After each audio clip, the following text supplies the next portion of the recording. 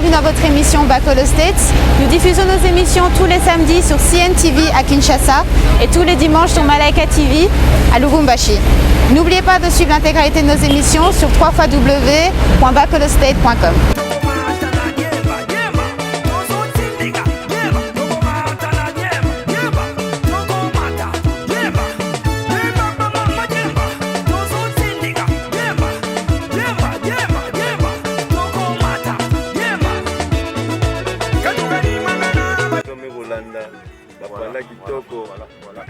Kitoko confiance na car moko wa petit sur certains bolaka nango mais non on les a dégâts donc prise pour se pele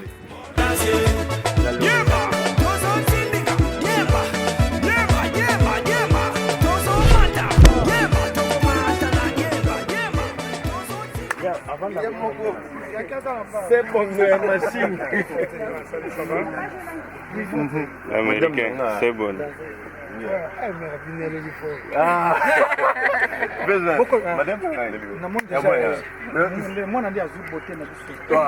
Voilà, chers téléspectateurs de Bakolo State, bonjour, merci de vous savoir très nombreux devant vos écrans pour suivre cette émission avec Gary Wele. Comme ça a toujours été depuis Washington DC, la capitale du monde. Aujourd'hui, nous sommes ici à Chicago, comme vous pouvez voir, dans un quartier très résidentiel. Justement, la villa de Werason qui est ici derrière nous.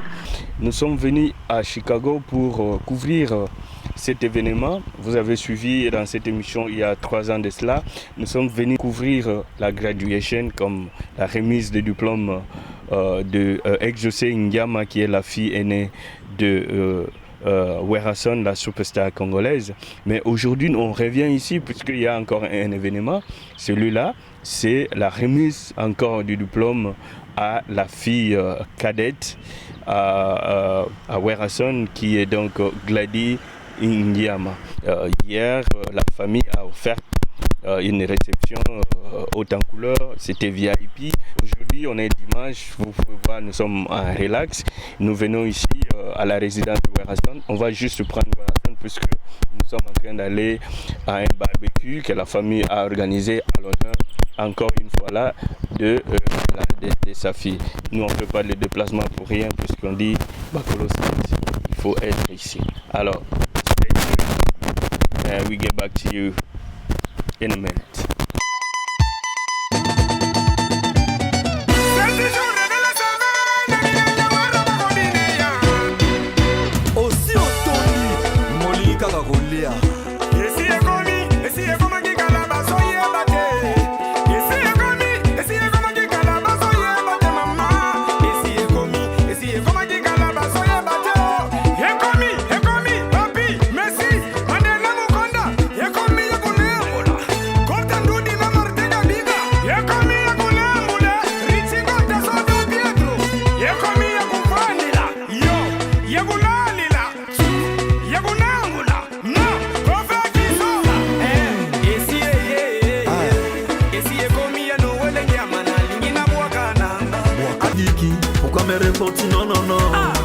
Sexy, en beau j'adore. Si tu fais ça, ça me fait des chochos. Ça pas ma vie n'a pas de sens. Embrassez-moi, caressez-moi.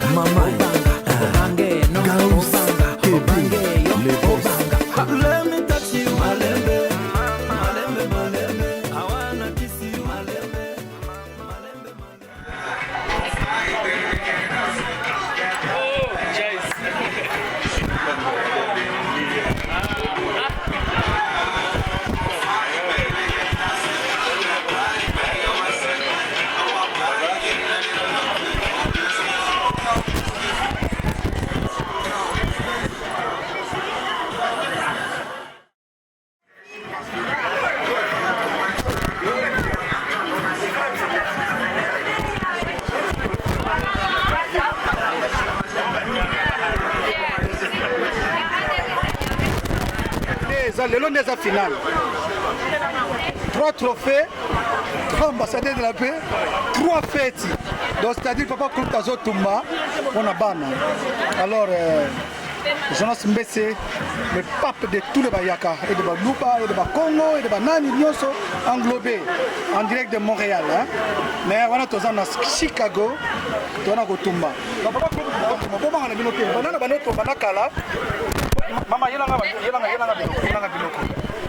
En tout cas, merci pour notre patronioso. On va soutenir famille Ndiama, on va soutenir Bisso, on va soutenir Bisso. En commençant par son excellence ambassadeur Nabiso ya Congo. On Washington a se déplacé uniquement pour la famille Ndiama. On s'est fait ça, on a exaucé. Mes respects, ambassadeur, na maman. Et le bateau ça quand on tombe na maman va moyen de na édition.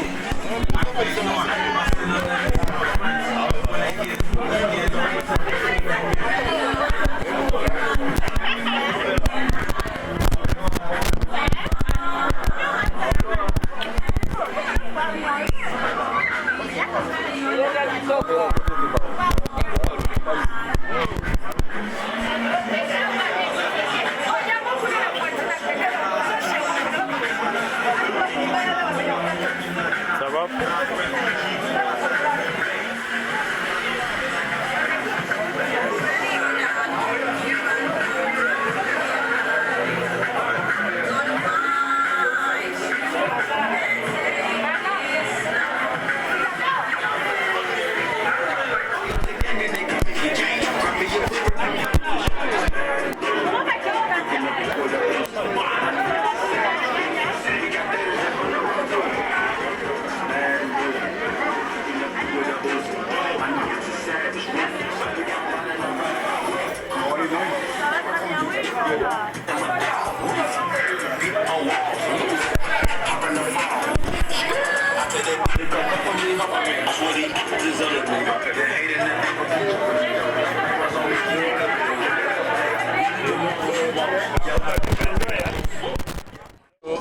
Moi à Washington DC, ce soir à Chicago. Ouais. Bon, il y a qui la même occasion, tu as vu que la graduation il y a moi il y a Werason. Dino en tant que camarade à Werason, la famille et tout ça, bon, il peut supporter. Alors moi impressionné aux années. Ouais, bon, eza la période en Yango, on a vu sur ma classe. Vraiment, na sentiment esengo makasi pour mona ba fruit na biso nenge ezo kola na uta Washington na ye a pona Glady à CC High School na Chicago yango de la forêt azalaki in town asenga bande ko ne biso tuto ya to puta to zala yango donc vous allez quoi donc les appels d'un sentiment esengo makasi. Alors un petit message juste vite fait. Ouais, message à Ali, biso bana Congo, faut tozala toujours liboke, uni. Na sepelaki, na ndenge na monaki de la finda, de la forêt, à présenter qui va venir na ya frère na papa chéri. Alors il a pris et marqué biso to sepelaki. Pour biso batakati tobi ke baza famille donc eloko wana pena esalaki ke tosepele makasi donc message eza kaka congolais biso tufo liboke message eza ya union c'est ça.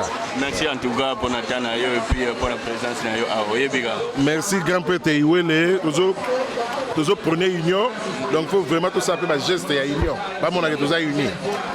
Voilà. Merci en tout cas pour notre Pas de problème, grand prêtre, Gary Wele, danger. Bacho na bete la tolo na Washington Bangere.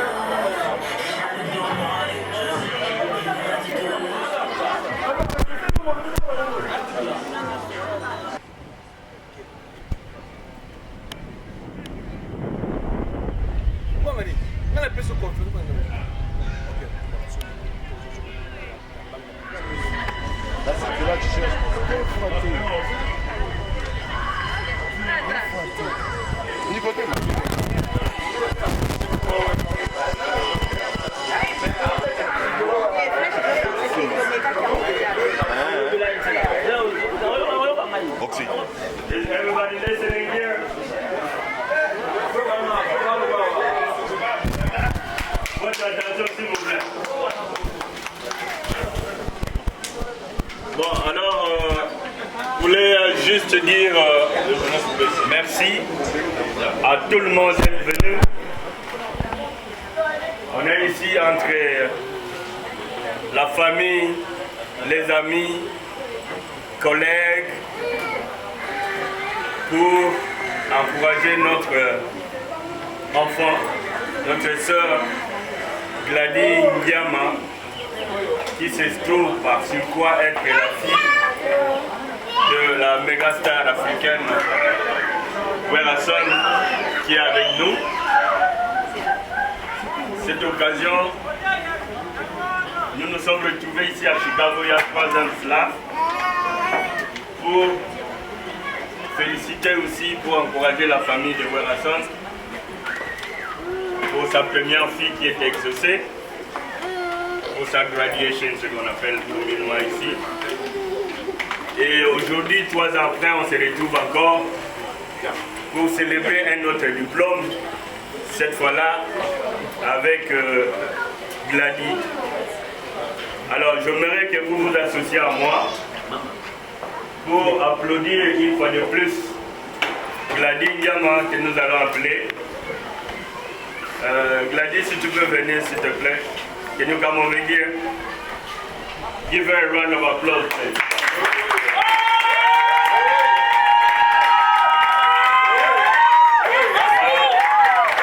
Voilà Gladys Ndiama qui a fait l'honneur à ses parents.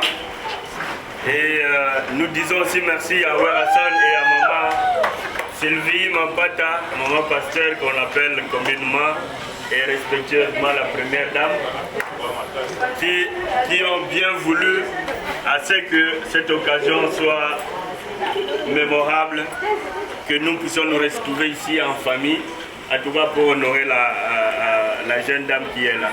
Alors, Gladys, juste un petit mot à des amis, à la famille qui est ici, en un mot. Parce que hier, pour ceux qui n'ont pas été hier c'était la cérémonie qui a regroupé beaucoup de gens aussi. Mais aujourd'hui on a dit, bon, il y en a qui n'ont pas eu l'occasion d'être là hier, qui pouvaient bien se présenter aujourd'hui dans le cadre de ce barbecue. Et c'est pourquoi on dit à Gladys de nous dire un petit mot juste, a few words. If you can just say thank you to everybody that has been here. I want to say thank you to everyone who came to celebrate with me. And I'm very grateful, ça me va trop au cœur. Merci pour le support, le courage pour terminer les études sans vos support. Je ne sais pas si j'allais finir parce qu'on dit toujours la famille est toujours très important. Vous êtes close to your family. Thank you so much for everyone. Voilà, encore une fois de plus, merci Gladys.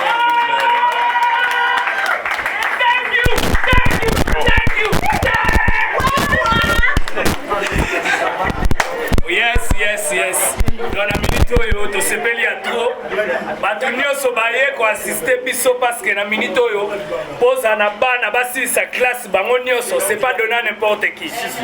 Leo na minute tozo féliciter mama pasteur na ye moko président Werason parce que bana mibale ya basi eza mibale basilisa classe obstacle eza ebele et bango basilisi classe.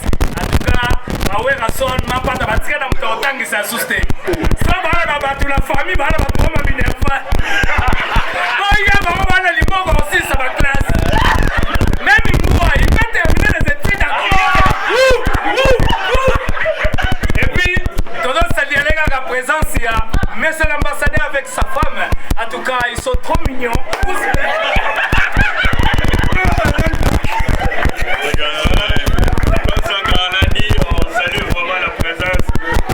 Amis qui sont venus et depuis ça, il y a plusieurs générations ici. Il y a des amis et la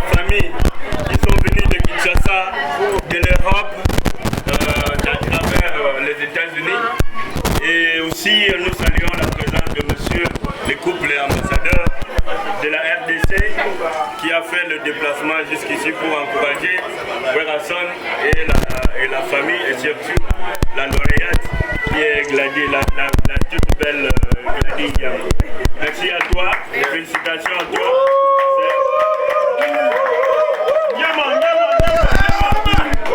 C'est pas la fin. C'est pas la fin. C'est juste un début. On veut célébrer beaucoup plus de diplômes. On va célébrer beaucoup plus de diplômes dans les jours qui viennent. Alors, comme Sankara dit, il y aura encore beaucoup plus de célébrations. Celui qui va moi, va aller bon mes mamans. Comme ça, on va aider maman à faire sa classe. Alors, il y a aussi la Duchesse qui est là. La Duchesse, c'est un jeune qui a commencé presque dans le néant, qui a été propulsé par Werason. Et il est vraiment reconnaissant Werason. Et il a reçu l'invitation. Il a rehaussé de sa présence ici. Alors, la Duchesse, moi, pour la bande, peut-être pas, on va dire qu'il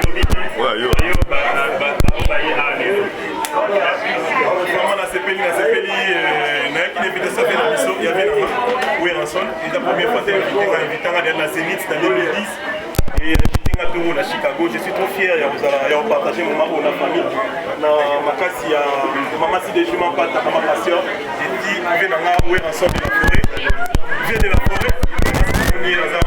Dans ma copine, ma copain. Est-ce que bon il y a pas respect? Est-ce que bon il y a pas respect? Respect. Il y a la coûte d'un policier, tu m'as avoir une bien. C'est lui qui est campagne à Minimoto.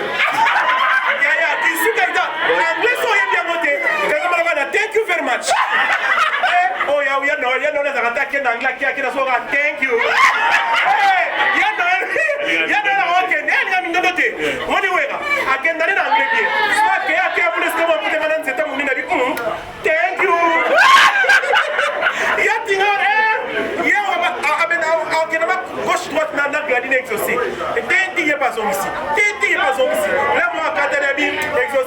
Thank you very much.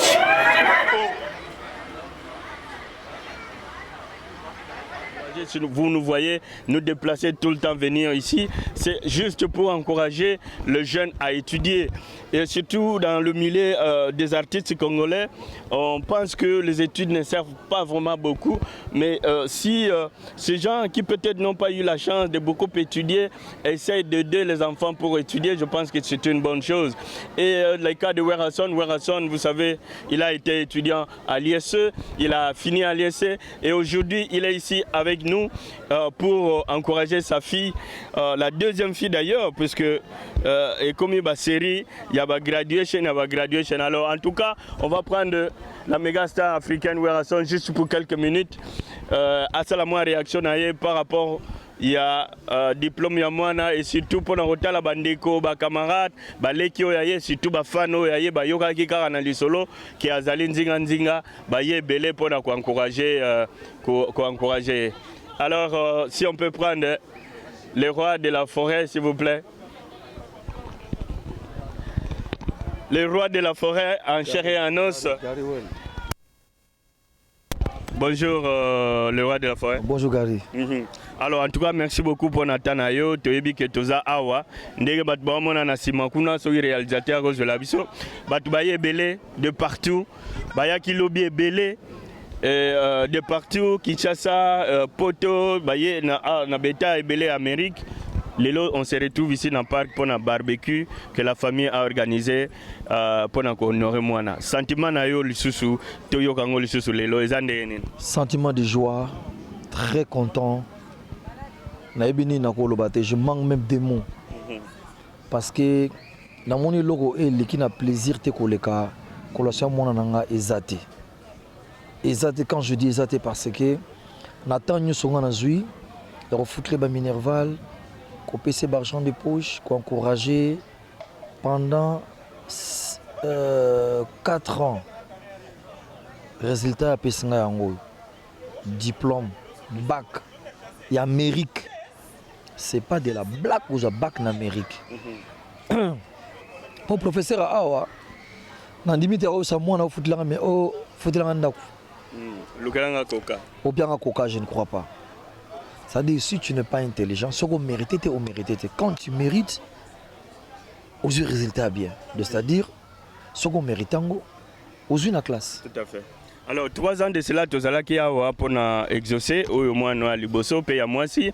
Les autres 3 ans après, on se retrouve toujours dans le même cadre, peut-être de différentes figures.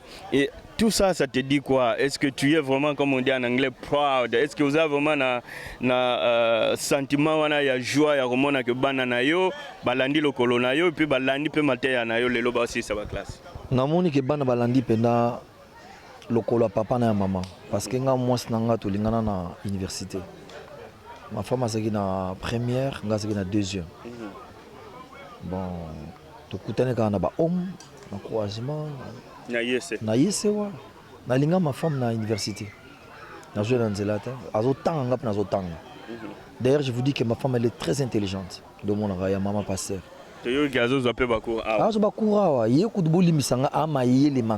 Ma femme, elle est très intelligente. De mon rayon. Bon. Question de Kengana et Tokutana. Tolingani. Toboti bana o le loto sali suivi na bango. Ce monde a d'abord tout dans la bande de l'école. Il faut bana pas d'exemple. Comment yo papa utangate? Beaucoup de pas tangande. Tango tangato obiga. Mais tant que important il y a école, donc tu seras obligé de orienter dans vers études. Dans la classe, il y a un devoir absolument sali pour banabaser sa classe. Après, délire nanga musique tout donc ça correctement. Parce que je suis professionnel de métier. J'ai métier musique jusqu'au bout.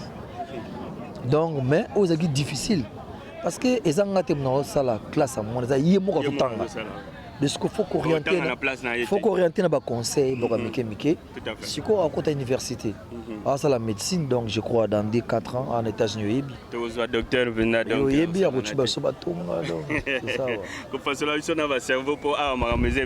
mais en tout cas, tout le monde a que polémique au niveau musique et bandit qui changé.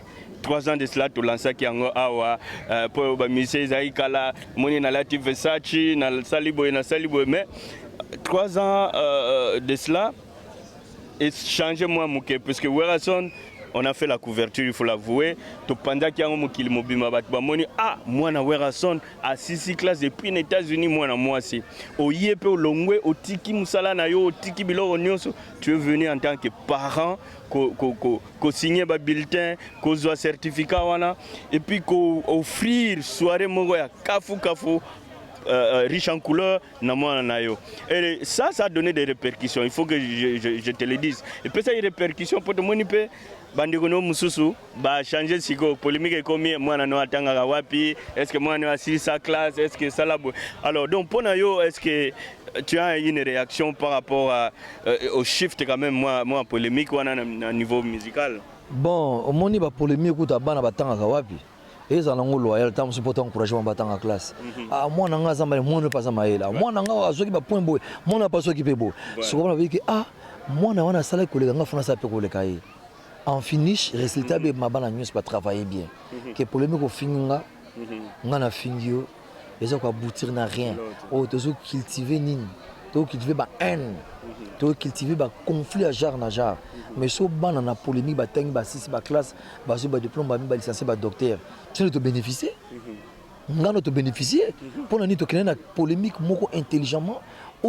Donc, a poussé biso qui est la biso résultat bien. Là, c'est différent par rapport à Oyo Finga na Fingio. Et puis, si polémique, après, tu construire un moko, c'est pas te saucer un ranking pour rien. Et quoi, aboutir n'a rien. En tout cas, conseil qu'on a repéré ça, so tant que ça remonte en ayo, tant que ça est bien. So pour moi que moi n'anga l'équipe en avenir nyoso, ne se payanga pas l'équipe ayo.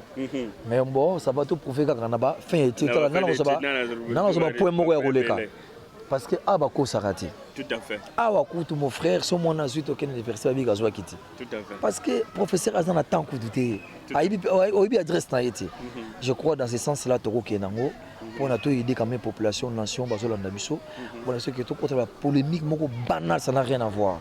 Côté musique lelo ko polémique nango bangala lekio mais o étranger azo beta bino azo beta bino correct na sa longole loko mais faut bolongola ko longola ça que o longo ba sentir que baza souti c'est ça, c'est-à-dire musique toujours que nanzela moke il faut te ba comment to quoi attaquer batalibana pour musique ce sont à la page musique ils ont moi trop moko boy ils ont trop aujourd'hui quand on voit les Nigériens bah ça les blocs il y a tous les Nigériens bah yokani bah ça ba banque de son na bango ba créer rythme na bango bango bazo nanger vers rythme wana ou pousser moi que ba kanga l'Afrique sans vous même en Europe même aux États-Unis tout à fait na fête moi na bazo beta ba Nigérien ba beta Nigérien bien que la musique on a 7 jours de la semaine avec Dick Kenzo na c'est les clips de maison avant moko zo ya Japon ko le clip ko ya bon moi la bino monde ko zala o banga ko banga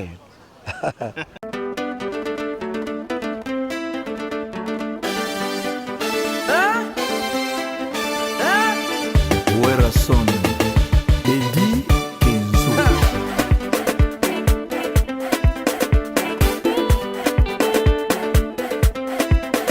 Obanga Mama Gaus Kebi Le Boss Let me touch you Malembe I wanna kiss you Malembe De la forêt, ça s'annonce très bien. En tout cas, toujours en tant que parents, mais aux superstars africaines, Toyebike Moussala ou Salaka ou Yebanaïza musique, on ne peut pas nous en passer pour en parler. Tu viens juste de parler, maman, 7 jours de la semaine. Est-ce que tu connais un peu idée parce que il y a eu beaucoup de buzz, beaucoup de publicité tout autour. Est-ce que tu que avant retour nayo ou bien à retour nayo bafan nayo barozo ango déjà dans le bac? Non, bafan bazala à l'écoute le 24 juin album nangi bimi sur le marché. Là je vous confirme parce qu'on a kendaki tina kata izine bazo ça la plus de na sali plus d'1 million. Quand vous dites commande à 1 million, c'est-à-dire ça 2 ans c'est le remonte. Ozo banga te wera 1 million. Nako bimisa te. C'est-à-dire, c'est de nanga il fait côte à Afrique mon bim. Ata bokosomba lelo te mais après 10 jours bokosomba. Après 30 jours bokosomba. C'est-à-dire oyoka yo moko na ba chaîne, na ba radio, télévision, na réseaux sociaux, bako ça la promotion ma de façon que ngana zo bunta ba congolais. J'ai fait ça pour un intérêt à culture congolaise. Total la kelelo, nga so lelo mise mo congolais zo beta musique na bien. Donc encourager Naba Inch'Allah, vas-y, Kenel Liboso, parce que je défends la culture congolaise. Mais je vais combattre les congolais parce que je suis dans le monde entier. Michael Tilo là autokufa. Il y a un pays où Michael a mon ango te binaye.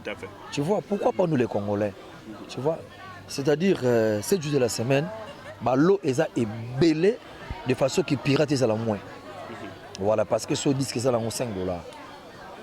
Il y a des disques pirates, on a $5, $2. Tout à fait. Voilà. Alors aussi problème c'est mingi il y a problème, il y a son, il y a genre, il y a musique tout ça là. Parce que tout à l'heure tu as parlé dans la banque de sons, il y a Nigérian, bazoya nango, mais aujourd'hui pour faire face à la musique wana ndengezui propulsion wana ndengezui force wana, quel genre de rythme, quel genre de son wera son a royer la batte.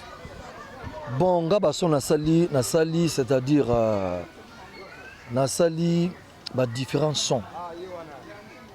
C'est-à-dire na koti na ba tribi, na kepena, ezali, c'est-à-dire yali, Nasali et l'autre Congo boye ba comprendre que na salama na Congo te.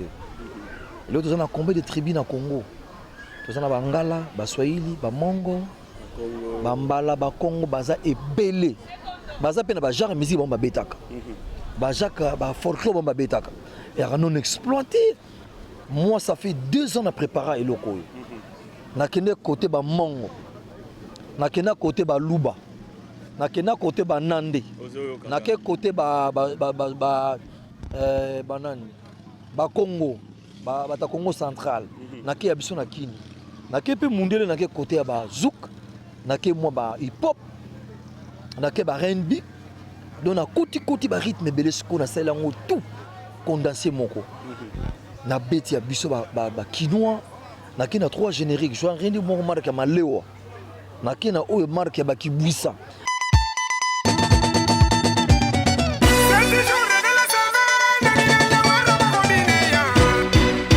Aussi otoni molika kakolia.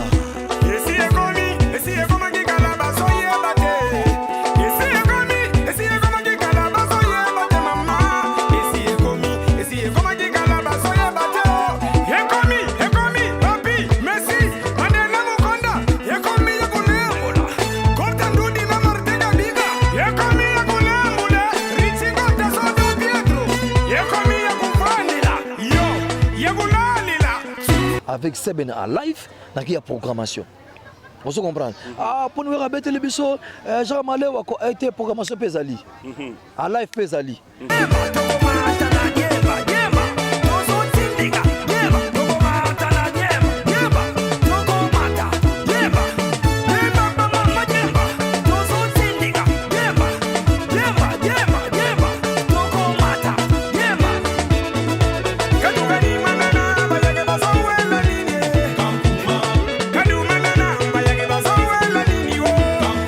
C'est-à-dire tout le monde doit se retrouver dans l'album.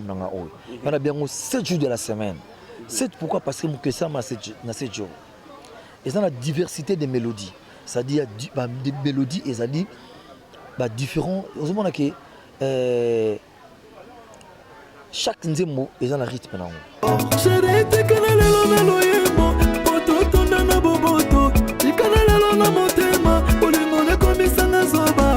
do you say? What do you say? Yotorongema. What do you say? Oh bien. What do you say? Touch me. Love me. Il y en a le biquet. 7 jours de la semaine. On a 7 titres. À titre lundi, mardi, mercredi, jeudi, vendredi, samedi, dimanche. On a 8 provinces, on a 7 provinces. L'autre comme on a 26 provinces. Le lot 26 provinces. Donc la province va se retrouver. Voilà. J'étais obligé de dire bon, tant qu'on a un 7 jours de la semaine, c'est-à-dire ça les makamu tout dans 7 jours. Maï, banzete, banyama, nyonso, oh tout est 7 jours de la semaine. Et ils ont pris des millions d'espèces dans le monde. Dans 7 jours. Et bon, voilà. Diversité des mélodies, c'est-à-dire répartir le rythme dans la province, tout. Et ça, il y a 15 titres.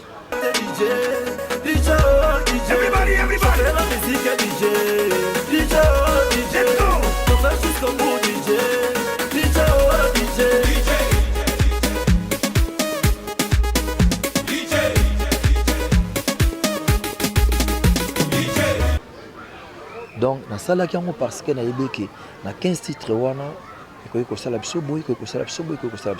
tu parles du Bandundu natal. Je me souviens, il y a un moment au Salaki déplacement au Kendaki Tina Bandundu.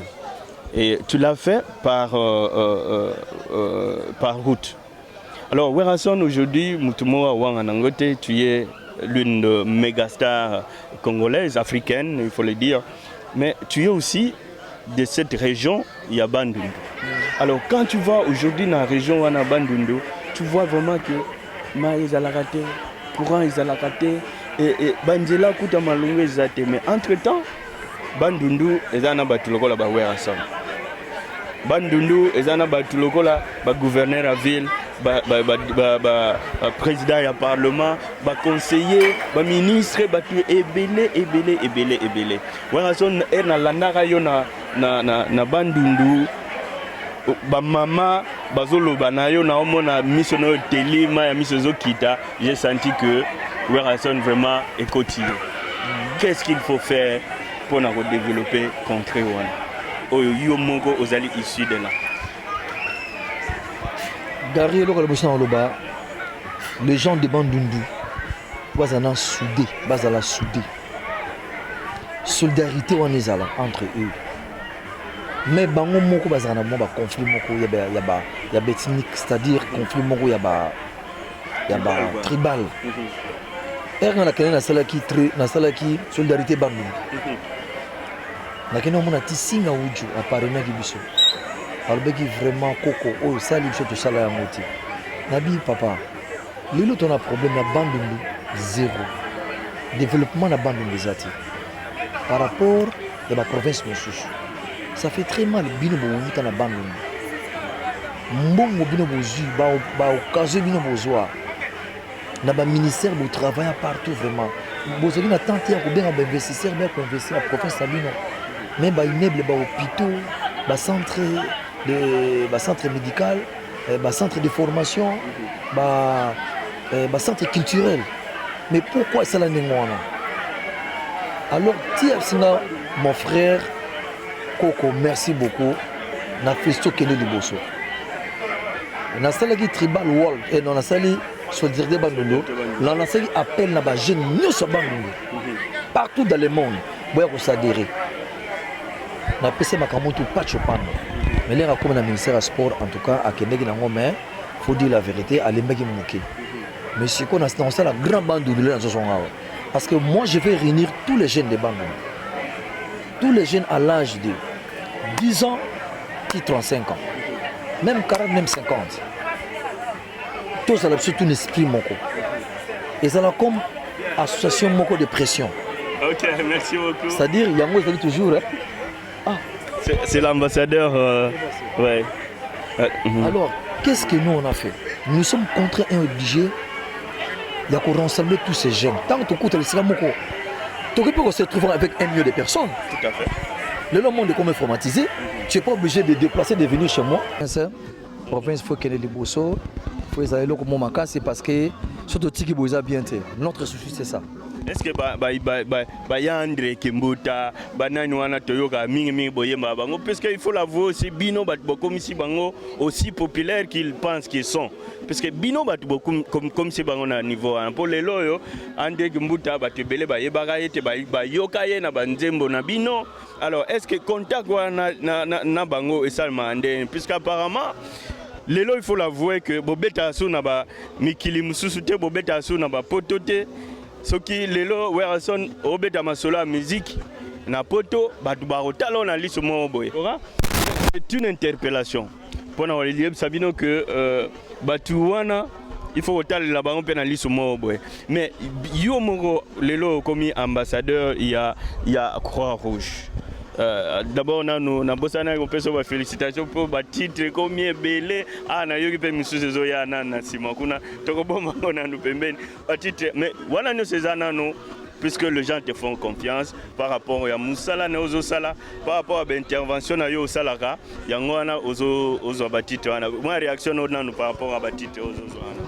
Non, c'est normal parce que makamonga na sel na mboka motoko ko ignorant wazate na 1+4 ngala longola ba conteneur ya 42 pieds o ba tchaki na mzela ba baraki balabala que personne akoleka mutu nyonso alaki coincé na palais comme qui ville morte ya ki pillage donc ça lango une semaine moi j'ai osé na keti na balabala na supplier ba peuple to longoli yango après ville les zones circulation zone normale à l'époque à part wana quoi si c'est ba personne vulnérable hein à part wana il y a un problème dans la ville à Bachege à Bomara Chege moko fallait pas piller ville na la kalmaki na bengi to ziko wana to kundiango to assister famille wana type si là na déjà na contribuer pour na mboka bon à part wana suso il y a suka ona ko sala yali démobilisation volontaire ya bakuluna komona ngatuku manaza karni bana za général ba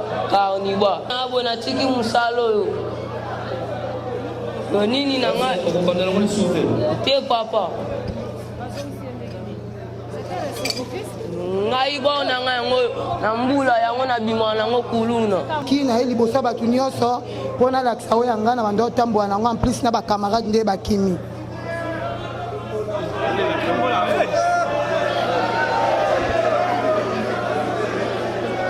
kende ba pesa komona napesi mbote na bakonzi na nga baza awa na ambassadeur de la paix Weranson nga kombo na ngai Mosutu na kati ya bato wana existe na mingi alobi eza te preso mpo na nga nalobi na nga boye makambo mosusu tosala yango na voie normale te tokobaye ba whisky balotoko ebebisi biso ba mémoire ebele na kingabwa ba izine tondi pona koboma biso yango ezoboma biso pona nga na koloba lisusu ke toyebaka whisky pona ba patron lelo ekoma mulangi na 2500 okende boye obeti badiabo échange mémoire na bamia erokuta mombenga na nzela esengaka ke bobagare ozana ekiri na yo j'espère ekiri na nga ezali contre maître bon est-ce qu'il y a z contre maître na kosenga na bino na minute oyo makambo ekiri wana ekolongwa bakoyamba biso na son excellence monsieur le ministre intérieur nakomema bino kuna epa na ye amonake mosala oyo tobani campagne volontairement bato balingi yango lisusu te est-ce que ndenge bato bazotika kikulu na banani bazali pour natala tongo natala bana baza pour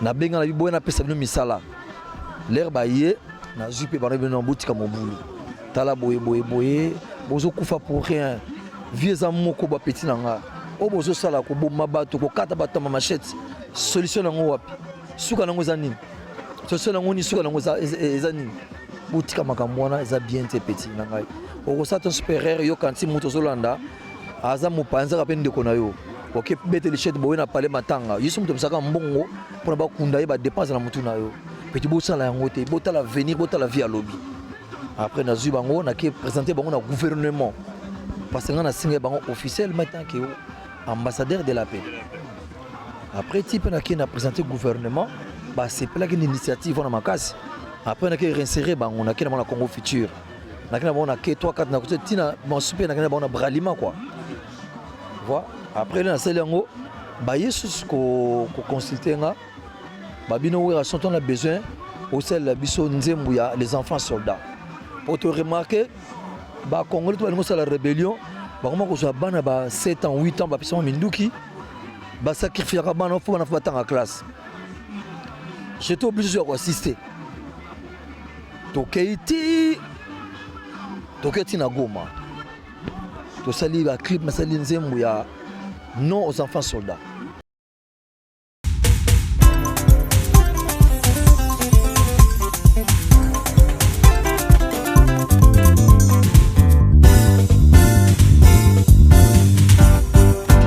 Nasiki ya sauti ya mama watoto Jessie Eminiambia.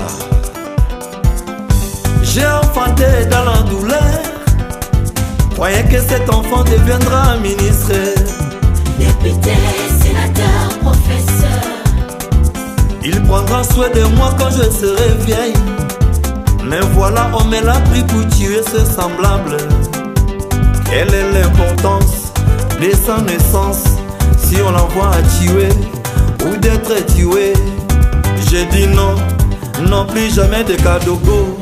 Oui, ressenti non, non, non plus jamais. Allez chanter avec moi. Plus jamais. On y va. Kadogo dans l'armée. Les enfants devraient être à l'école. Il faut être vigilant. Plus jamais les Kadogo au Congo. Oui, ressenti non, non, non plus jamais. Plus jamais, je dis plus jamais. Les enfants dans les grosses armées. Moi, belle fille, je devrais devenir belle maman avec des enfants. Mais je suis enterré ici, sans cérémonie, ni larmes, ni deuil. Plus jamais. Plus jamais les Kadogo dans l'armée. Les enfants devraient être à l'école. Plus jamais les Kadogo au Congo. Oui, ressenti non, non, non, plus jamais. Plus jamais les enfants dans les grosses armées. Nabota kaka mwana moko akolatanga kwasalisanga bakangi bango na makasi bapesi bango pe mandoki bana bakende bazongaka te botika konyokolo bana bazali bainocent bana bakende kelasi bayebi politike te nze mona eyati na Maison Blanche basalaki lancement nango ezalaki na ambassade ya France baremercie nga officiel na ambassade ya France babi wera akomi ambassadeur ya bonne volonté siko oyo tu nasali oyo nyonso nasali wana finalité nango eza Croix-Rouge est nommé ambassadeur de la Croix-Rouge de la République démocratique du Congo.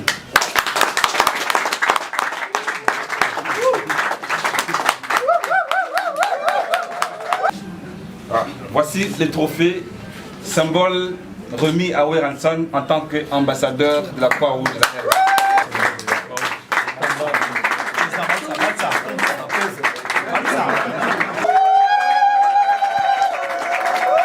Madame le secrétaire général va vous faire porter la médaille d'ambassadeur.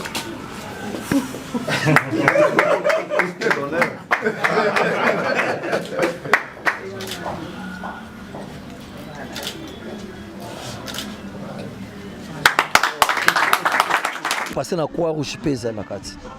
Assistance eza na kati. Tout eza na kati. Et puis, où ta Croix-Rouge va se référer à l'époque, Air Afidèle na kata mboka. Tu sais biso taki la deuxième république, basada Michel Banini. Galère ba côté na bi anga tikate na kena nga Brazzaville. Après la guerre ici na kina zongi, moi je suis kina la gité, na aéroport. Po ba kongola Brazza en tout cas ba évacuer ba étranger ba yaki. Ba bino en tout cas to kim sabino to la Brazzaville. Alors moi je vais rentrer dans mon pays. Trafic à la gité navette à la gité. Après to na gate aéroport, mais ba balle ba ne ko beta. Ba coup de balle yaki makasi. Tout le monde a avion Croix-Rouge. Avion, on a petit porteur Croix-Rouge. Et non. Tu as un système de Congo. Petit porteur à Croix-Rouge et l'ongolanga et l'anganakin. Croix-Rouge, libérez-moi. Croix-Rouge, viens mon secours. Croix-Rouge. Croix-Rouge, libérez-moi. Oh, viens mon secours. UNICEF pour sauver ma vie. Sans le savoir que quand Croix-Rouge vient mon secours, j'étais abandonné tout seul. Voilà. Na uti kuna na Angola, na yeki sasa malebo, na kata kuna na Brazza, bitumba. Yoki la peuple mawa, cessez le feu, ne tirez pas. Sur mon peuple congolais, ne tirez pas. Na uti kuna na Angola, na yeki sasa malebo, na koma kuna na Brazza.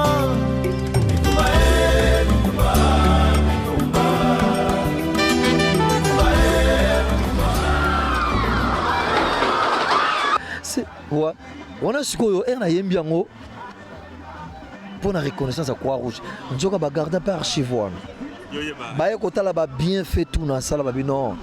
C'est quand on nous assister baye maman on a plus un titre à Croix-Rouge.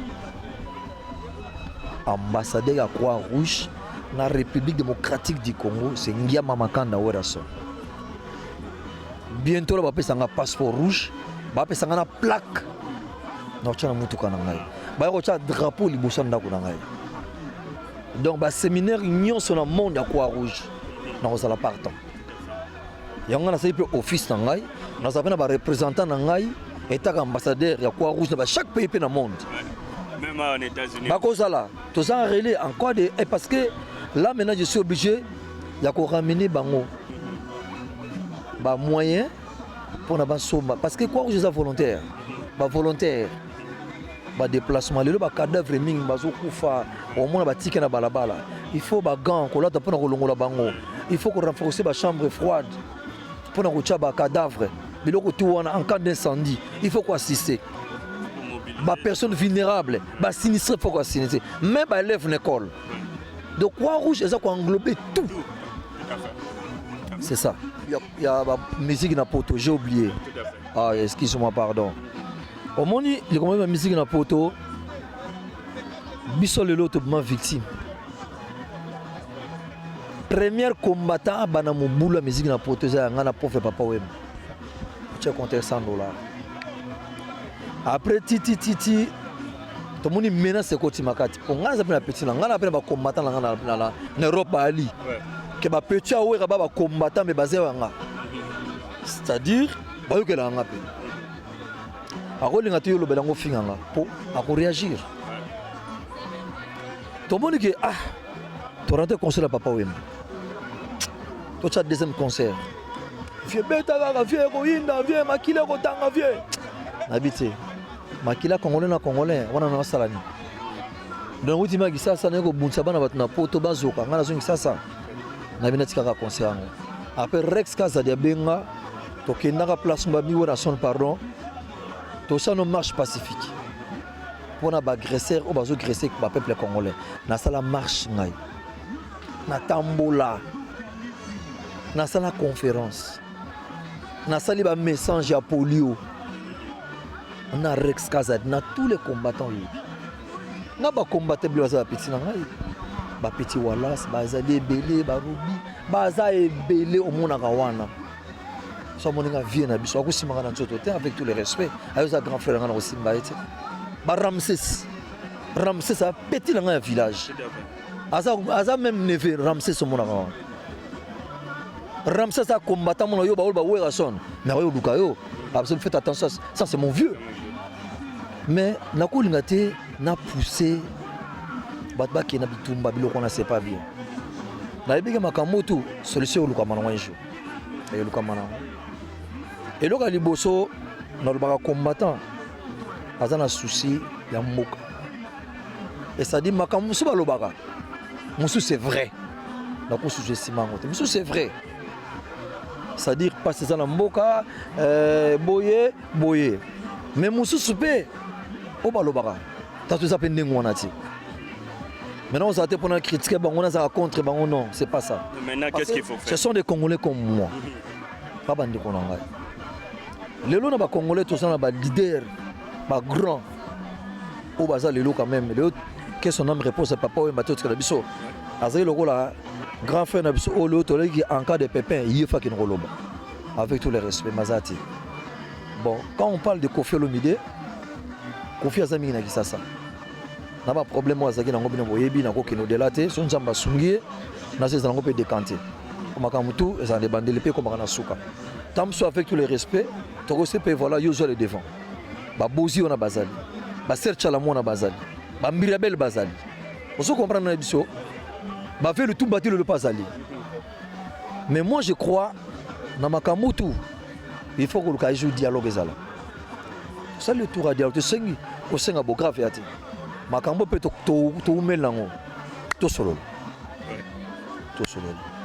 na zo le devant ngalo na ko benga tous les musiciens ya Congo na ko za jibe ya akoya waze ko Kofi nako nani chala mwana ser mirabel même nos jeunes au bazali nako bisa fali ya akoya nako bisa bangutu po oya ko boya ko ya c'est que azan intérêt culture te makambo yo eloko tout baluglango papa likambo nyonso ezwaka solution.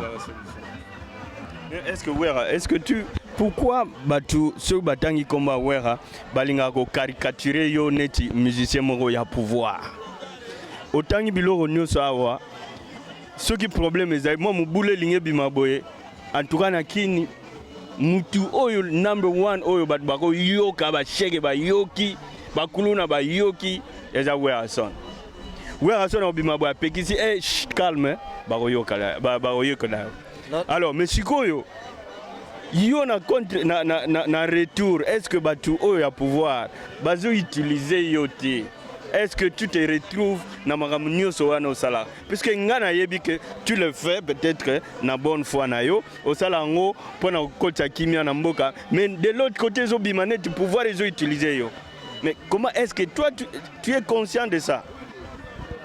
Oyebi to ça va l'acheter moi je vis au Congo naza résider au Congo. Je suis un Congolais. Ndako nangeza na Congo.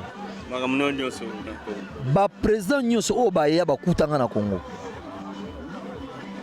O changa place ni. Rien. ceux qui manifestation le ezali obi wera ya kobetela nga concert et c'est un ceux qui banda lone na kobeta concert oyo c'est-à-dire to signer ba pacte nga na yo non occasionnellement na beti production na zongi nanga c'est clair et net na lobby hein boy sanga na eloko moko ba da qualifier nga trop pouvoir au pouvoir par exemple et pesanga ti le ba yibi que non eloko ça wera pouvoir c'est ça justement yangona ba balo ba ben sanga ta moko ata moko boy be ministère moko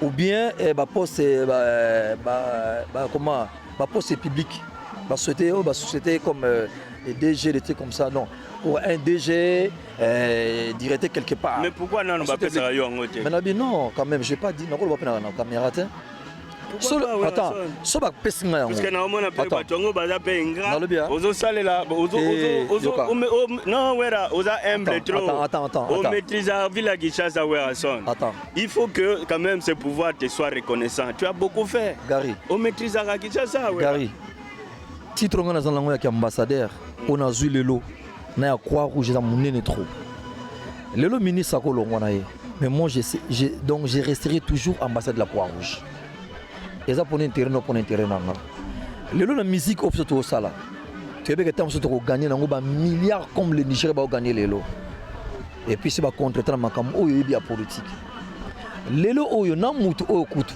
hein azo orienter les gens vers ma marche makambe belé à la type pour que il est vraiment quelqu'un à épona ko défendre cause mboka lobi nango kuti ba peseli par mateka zolia et puis yo pe moto ongo finga yo okumisa lisusu bonanga omonanga ne loko moko te kaba sipso boyo kaka bo préférer nani mais je ne comprends pas de Congolais moni oza ba faux débat le longa wera son so babe ngana 1+4 na betela Jean-Pierre Bemba na betela Roubero na betela Zaidi Ngoma na betela Joseph Kabila 4 ora ya kobeta na bet na zongo ora ya kobeta na kina zongo na pale na kina na zamba pa na répéter na bandimi nga na zana plus de 500 000 bandimi o bazaki pona wera son y a rien pona wera son baye et puis na titre na ambassadeur de la paix le so na manifestation mo ya mboka ba benga nga en tant qu'ambassadeur na titre na nga o ambassadeur tamba ko benga ngiama makanda wera son to sana beso na yo awa oya eloka liboso tango bayaka basaka nini bapesanga nano liboso bapesanga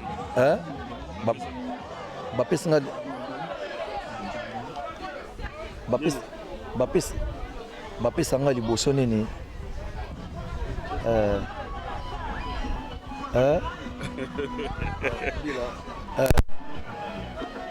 ok peut-être Isabella Caruana Caruana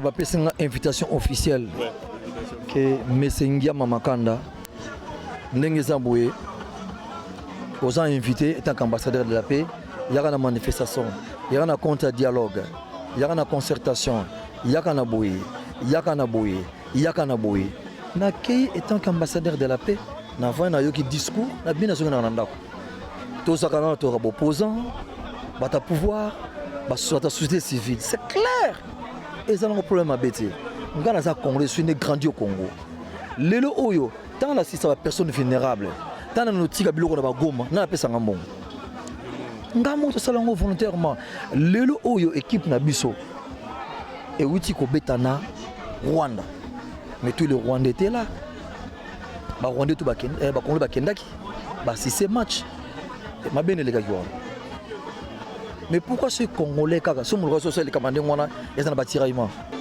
Nabia qu'est-ce qu'il fait là non normalement on peut pas avoir la bière mais la bière c'est ça il faut battre ngo atana ba sachet là qu'est-ce qu'il fait là non il a vu l'alcool je pense qu'à Béni Bon, vous voyez qu'on a beaucoup à se dire avec Werrason, mais on est habitué par le temps. Werrason, tu vas venir à Washington, on va nous asseoir, parce qu'on a bandit série émission. Oyo, que tous bêta pena histoire ya wenge musique ndenge bandakati ndenge tokomia. Alors je parlais à Jeben Piana, il va venir, on va parler de ça.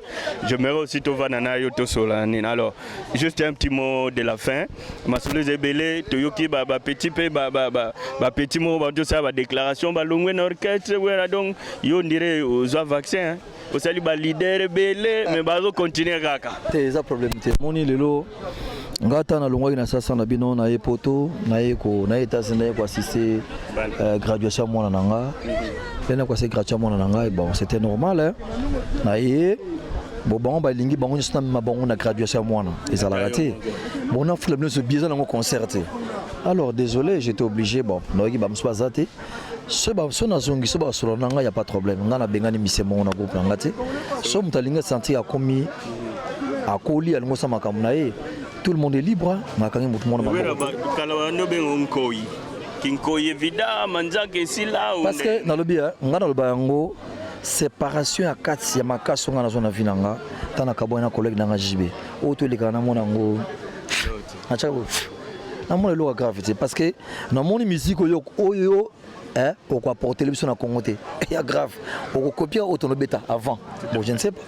Pour l'anglais, la gravité, bon, mon super aligné à la montagne pour un sentiment. Il y a qui est pareil. Faut pas ça la voyage à Poto quoi. On a besoin d'un bon voyage. Bon voyage. En tout cas. Merci beaucoup, Werrason. Werrason, vraiment, c'est la famille, c'est vraiment la méga star congolaise qui est ici avec moi. Merci pour Nathan Nayo. Je sais que Batu Onyo Sobaye pour Nayo. Et vous appelez moi Nathan, il y a une photo pour Batoubaye Belé, une autographe, une photo pour s'occuper de ma fan. Merci pour Nathan. Merci Gary, en tout cas, on s'appelle bon voyage. Il y a tout le monde, merci. Gary. All right. Au pire, petite sœur, Rachina Ibaka, donc. In the house, ça va petite sœur? Oui, ça va très bien. Namonika, vous avez représenté quoi? Dans Talaka, Serge Ibaka NBA, tu es représenté partout pour avoir ça honneur. Voilà. Donc, il faut. Azala. Juste un mot, puisque vous êtes quand même Dallas, Boye, Awa Bampé, pour na Kukutana, na famille Ndiama, na occasion où il y a moi, na Zui graduation, un petit mot et encouragement. Donc voilà, d'abord on remercie d'abord mes parents pour nous encadrer les classes les ça les a facilité donc voilà on a encouragé merci na bango ba continuer sur encadrer pour que les bosso et félicitations à ma petite sœur Gladine Yama. Donc moi de la forêt donc on doit soutenir c'est la famille puis c'est tant aux événements on peut pourquoi pas soutenir.